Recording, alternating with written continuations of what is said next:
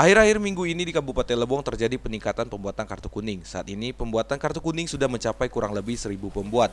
Untuk proses pembuatan itu sendiri tidak memakan waktu lama selama persyaratan lengkap dan tidak ada kendala. Kepala Dinas Naketran berharap setelah adanya kartu AK1 atau kartu kuning, para calon tenaga kerja ini tercatat dan terdata di Dinas Ketenagakerjaan Kabupaten Lebong. Saat ini kita Dinas Tenaga Kerja cukup disibukkan dengan banyaknya para calon tenaga kerja, para pencari kerja yang mengambil kartu AK1 atau lebih tenarnya itu yang sering disebut kartu kuning. Nah, terkait dengan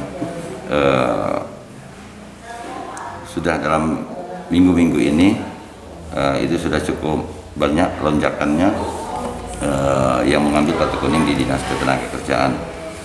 Nah, terkait dengan hal ini kami dari Dinas Tenaga Kerja sendiri terus berupaya berusaha semaksimal mungkin. Kita akan terus memberikan pelayanan yang terbaik.